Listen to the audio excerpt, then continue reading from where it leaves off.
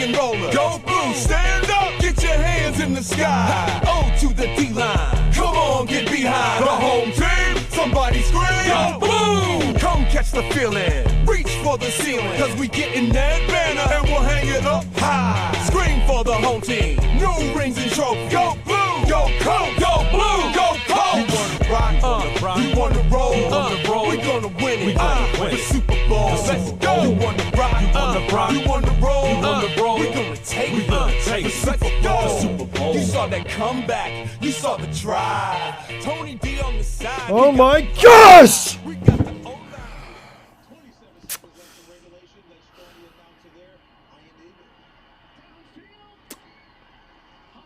Oh my God.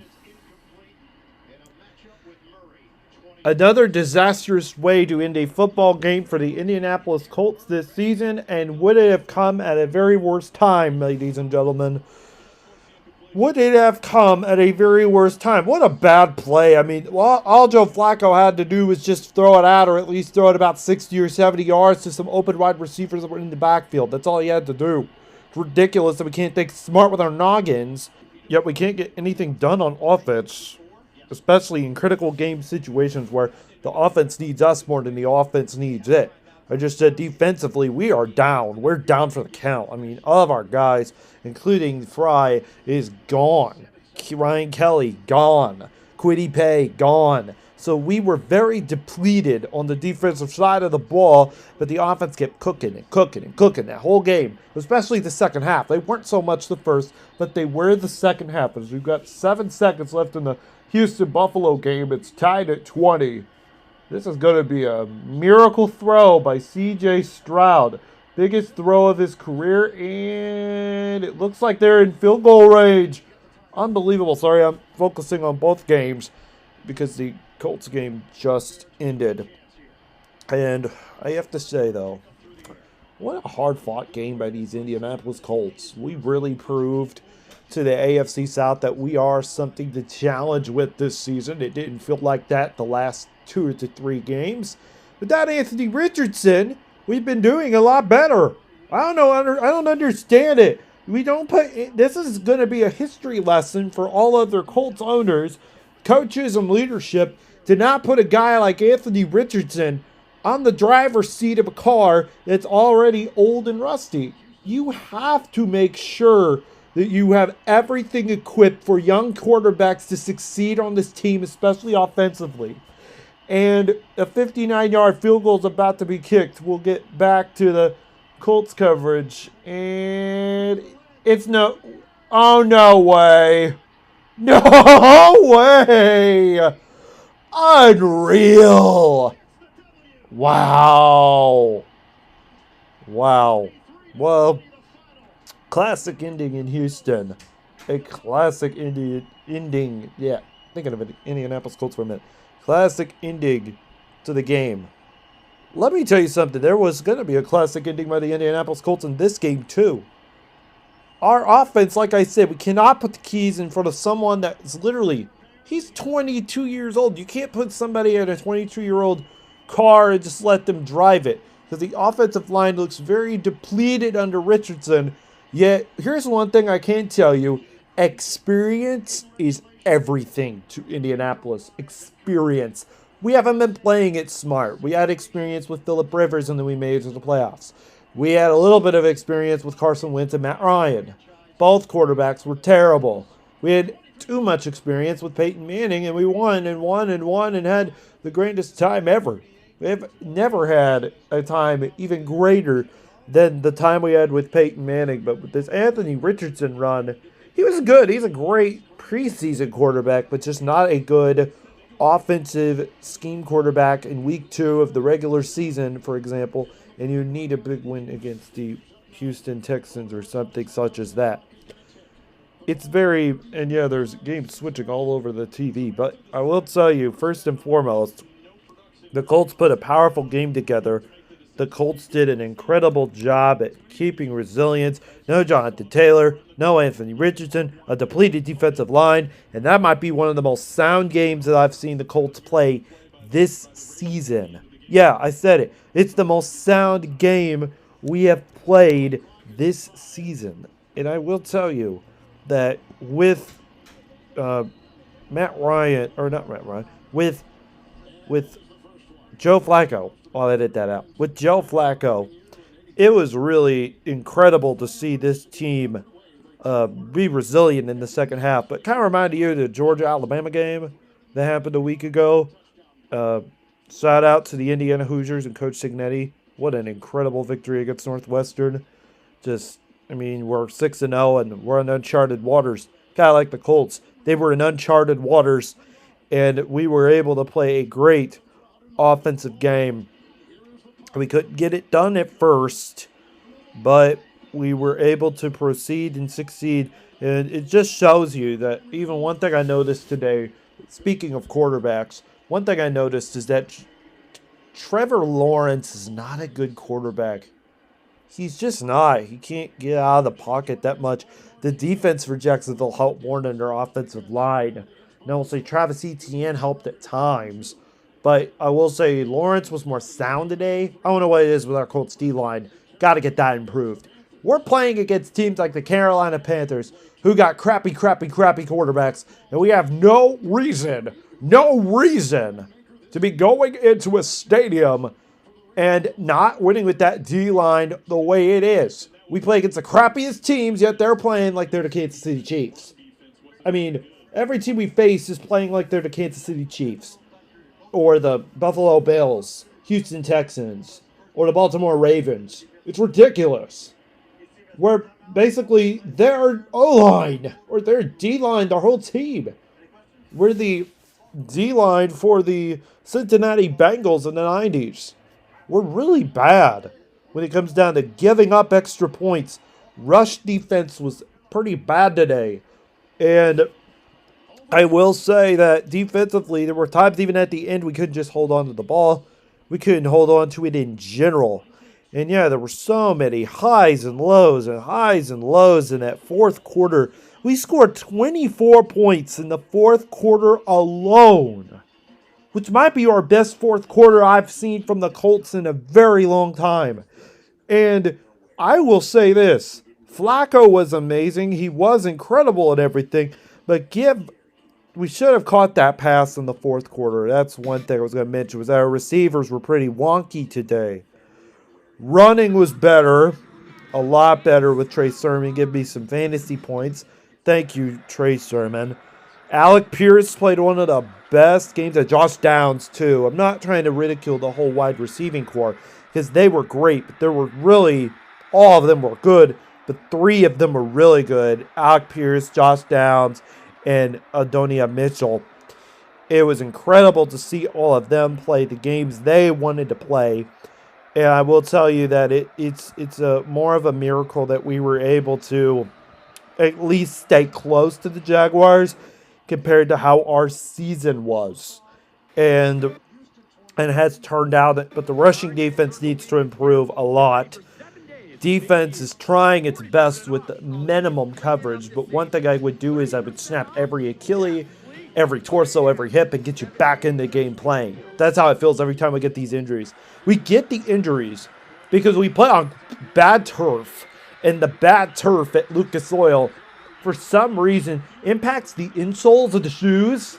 And then once they play on a road game, they're not prepared because their soil's a lot different than Indianapolis's. And that's why they had to change the field too. They changed the entire field to make it virtually where we could play on any grass. We can't.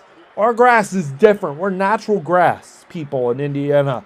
But another thing about our natural grass that's killing us is that we go to a place that's slimy and wet, or a place that's very snowy and white, that we can't play good football if we don't play with the roof open with elements. But we don't want to play with elements in a dome. That's a big problem that we've had for many, many years. And now instead of the quarterback receiving the punishment, the wide receivers are receiving the punishment of it, which is insanity to me, because we're doing all that we can offensively to play our games effectively on the road, but we're not a road team. We're a home team. We're a home team. We always have been. We always will be. even like the people at Baltimore are just rolling in their graves, some of them. Because once they moved out of Baltimore into Indianapolis, we started playing in a dome, and since then we got more controlled climate environment, and we haven't been playing so well on the road as we have at home. That's a big problem in itself, and that's something for another podcast. But my goodness, it's really a time to just be honest with you. The whole team itself was good. We were good. We weren't great, but we were good. And I would say the fourth quarter was our best quarter we've ever had. But other than that, I would say to go off the last line and now talk about Jacksonville and some other games that are going on around the NFL. I will tell you that Joe Flacco is a miracle maker. And I don't know what it is with him. Since he got back off the couch in Cleveland and started playing for the Browns, he's been nothing but a wonderful quarterback. We love him here in Indy, and we need him. Keep him. We need to keep him. But then it's going to get to a point where we got Anthony Richardson at the quarterback position, and then we got all these backups that can then play secondary if we go 15-1 or something, and then go off to do a wonderful thing. It's not 2009 here. I'm not saying this is 2009 where we got to bench and then not go undefeated, but we are nowhere near close ready to have a rookie quarterback take charge of the Colts ever again. Ever again. I'm done. I'm tired of it. And the D-line itself just depleted. It's about time we start getting... I didn't like what our young guys did. But what our old guys, we just can't keep them up like I mentioned with the soil and all that and the grass. One thing that's a struggle is that we put these aging D linemen. Think about Robert Mathis and Dwight Freeney was they could play under any environment whatsoever and get sacks. That wasn't the case today. Today we let Trevor Lawrence run the real wheels off us at times, but then there were times we played good defense and let him because all they did was run plays. All they did was just run plays. It was crazy that we just can't and won't be able to play against tougher, stronger teams with the D-line and the O-line that we have. More the D-line that we have. It's so depleted. It's crazy. And so our defense, Zaire Franklin was great today. EJ Speed was good today. But everybody else basically accustomed to 0 sacks. 0 on every single player. 0 sacks. We could not get to the quarterback for crap. We got more solo tackles than anything. And so it's very frustrating. And if you hear in the background, since we talked about the Baltimore Colts, how they play, look at how Baltimore Ravens here. The Ravens, even though they're playing in Cincinnati today, they play under no controlled climate, under no controlled dome. And so what we need to start doing is start putting the dome out and start having snowfall so we can play on artificial turf and know how to slip and slide and do all that because we're just so spoiled with the dome. And it's not our fault that we built a dome. It's that the Ravens do better than us. And can't you believe this? It's 6:41 left in the overtime period.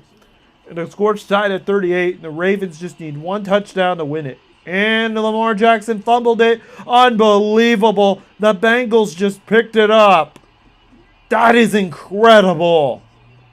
That was fumbling, rumbling, tumbling. And you hear Kevin Harlan in the background having one of his best calls I've heard from him this season. It's incredible. Sorry, that distracted me a little bit. But no, the Indianapolis Colts today, we were not even able to score 1 point in the third quarter and 1 point in the second quarter. Actually, 3 points in the second quarter because of a Matt Gay field goal. Matt Gay's a good receiver or a good kicker and everything, but he was 3 of 5 this season, kept hitting all the field goals today and did a good job. Jacksonville's defense should not have been that good with us, and I think in itself, it's really, I don't know what to say. It's really bad that we have that D-line try to attack the Colts on offense.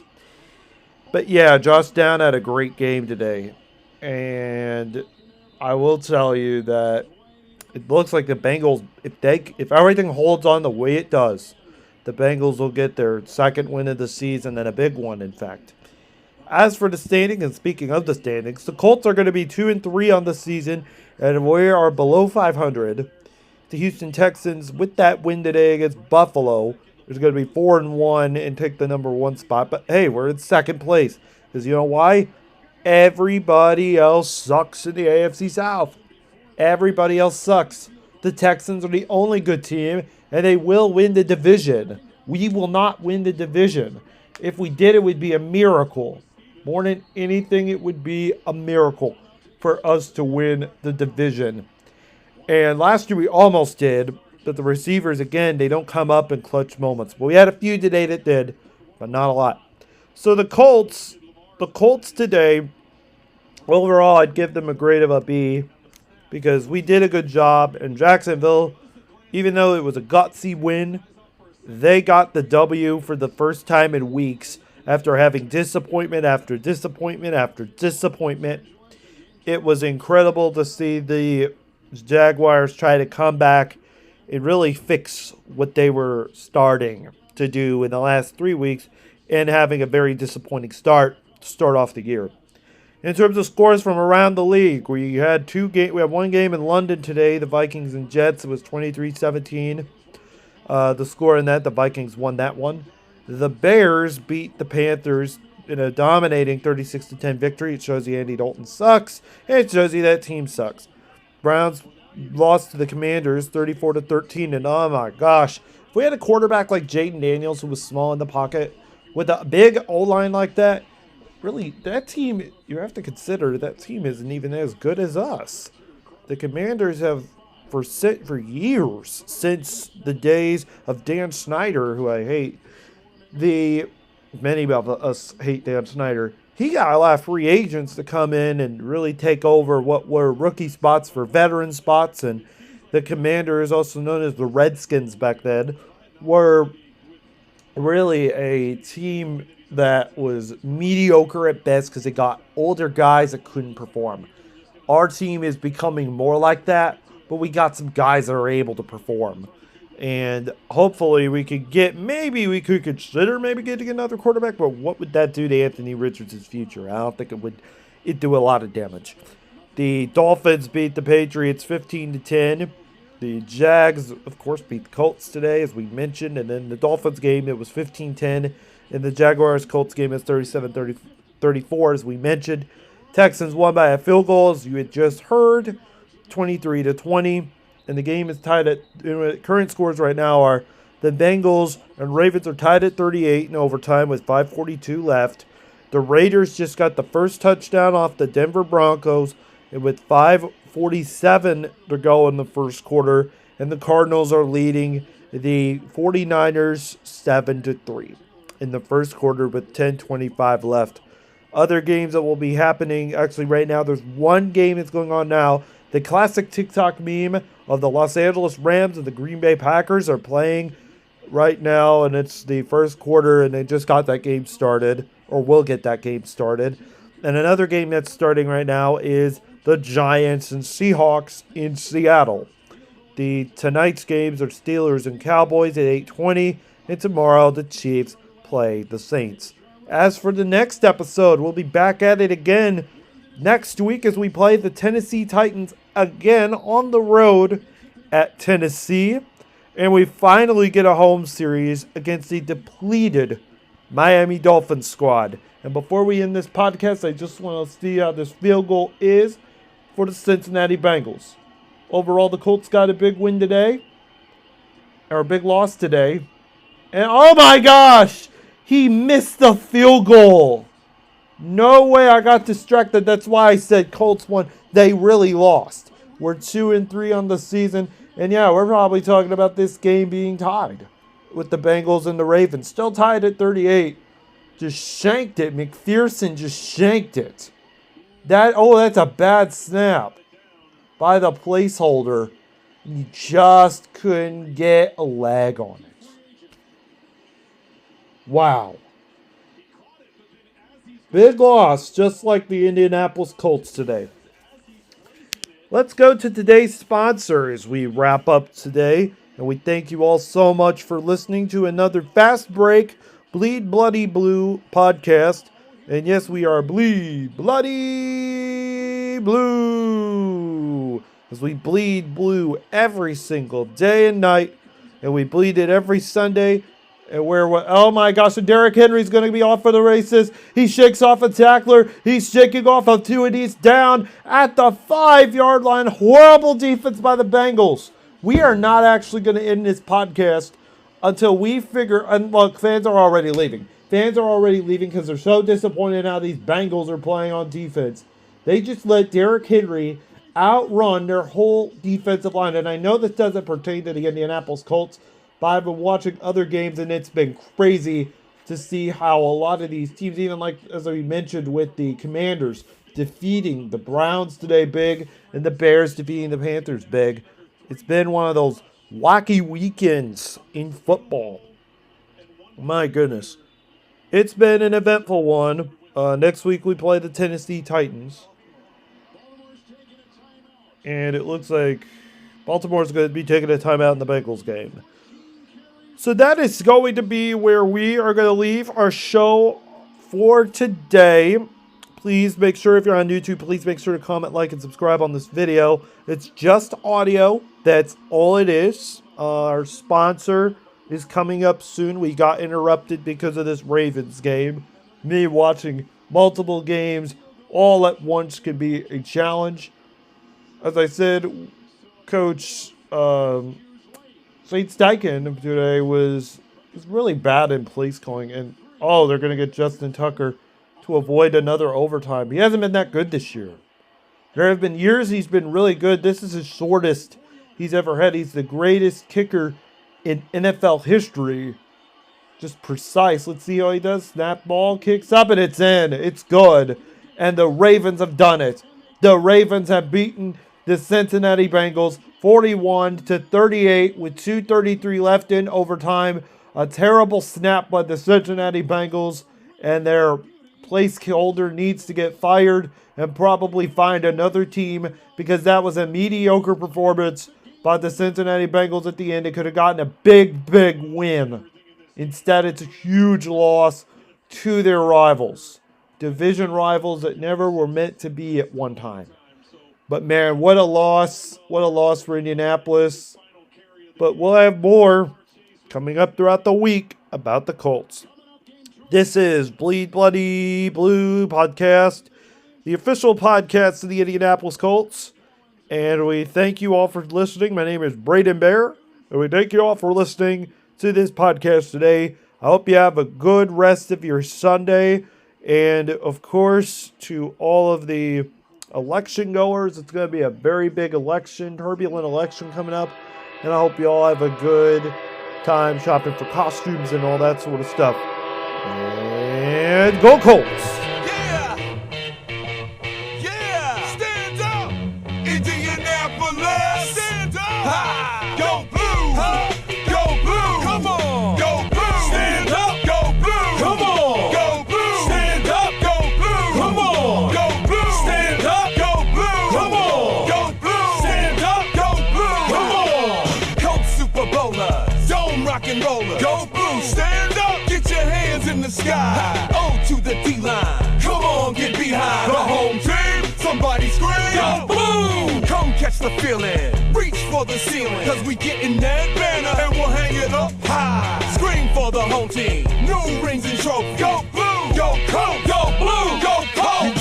You wanna rock? You wanna roll? We gonna win it! The Super Bowl! Let's go! You wanna rock? You wanna roll? We gonna take it! The Super Bowl! You saw that comeback! You saw the drive! Tony D on the side! This video podcast is sponsored by Amazon Music. Thousands of podcasts and shows are made every day, from the conversations of Joe Rogan to the crimes of Morbid, and music by 50 Cent and Sabrina Carpenter. Amazon Music has the right taste in music, podcasts, and shows for you. With a growing audience of 52.5 million people using Amazon Music every day, you can help in a contributing way to benefit this new version of what was once called radio. With thousands of music and podcasts to listen to, you can listen to our podcast too, keeping things in the middle. And with you signing up, listening to one of our episodes on your app or on your computer, you can help my podcast grow to become an ever-expanding podcast group and become a new member of our listening on Amazon Music. Please use our offer down in the description below, and it would help me a lot because it would help me earn a little bit of money. Amazon Music, the site where you need to go to listen to podcasts, stories, and music that may have you bopping the whole night through. Now, let's get to the show.